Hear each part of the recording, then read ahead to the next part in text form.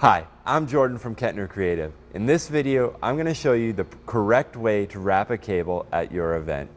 This method pertains to all types of cable that you find at an event. It could be XLR, DMX, SDI, power cable, AC, anything like that. This is the way to wrap a cable. Now, the reason that there is a special way to wrap the cable is because inside each cable, there are several other cables. In XLR, I believe there's 3 strands plus the shielding. If you wrap it over your arm, you're constantly bending and twisting all those different sub-cables inside, and it creates way more wear on the cable. Plus, if you string out the cable, it'll have all kinds of loops and knots in it, and it's just not fast or efficient. Now, to wrap your cable correctly, you start by holding the cable in your hand with your palm up. You can do this left-handed or right-handed. Now, you'll wrap the cable, and you kind of twist it with your hand like you normally would. This is how most people would wrap the cable, and they do that again. But the change comes on the second time. For me, I pick it up and I twist it like that. Okay, and then you do the first way again. And then for me, I keep my hand on top and I just put a little twist in. Some people will do it the first way, and then they put their hand upside down and twist it. I find it better to keep my hand on top. So there's the normal way, and then you twist it. The normal way, and then you twist it. The normal way, and you twist it. The normal way, and you twist it. You can speed it up as you go. So this is a 50-foot cable. So I'll show you the whole reason that we do this. If you do it correctly, you should be working your way evenly across the cable. That way, you can pull your cable from either end, and it'll come out straight. Now, sometimes at events, you have to leave your actual cable coil in weird spots. The reason is, best case scenario, you always want to leave the coil of the cable at the destination. So at the base of a microphone stand or the base of a speaker stand. But sometimes on corporate gigs where you need perfect cable runs, you end up hiding your cable rolls under a stage or under a table or something like that. So you need to leave your cable pile somewhere different. So this allows you to pull your cable off either side with no memory. So if you string it out, you'll see that there's no cable loops. It just lays flat.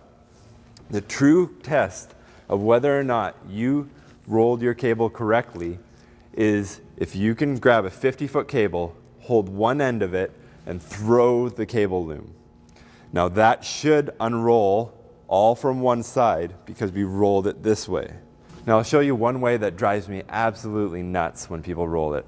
They'll roll it the normal way, and instead of putting the twist in with your hand that's feeding, they will twist the hand that's holding, and then you wrap it around, then they twist it back, then they wrap it around, then they twist it back, then they wrap it around.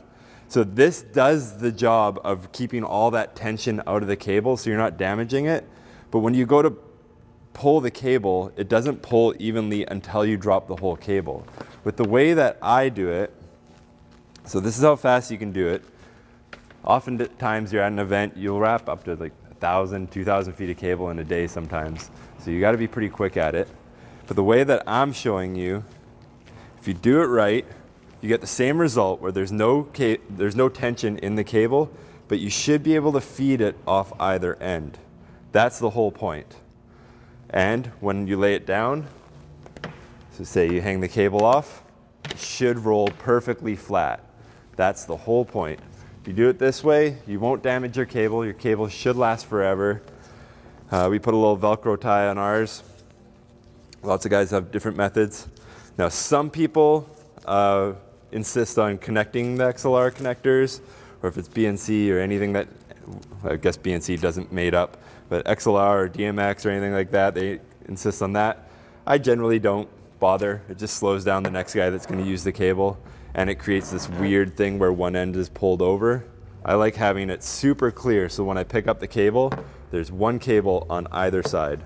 This one's on my left, your right. This one's on my right, your left. It's super clear how to pull the cable. So that's how to wrap a cable correctly. If you're applying for a job at Kettner Creative, part of the process is sending in a video of you wrapping a cable correctly, because we don't want to be having to teach you that on site. That's a thing that you should know by the time you get to an event.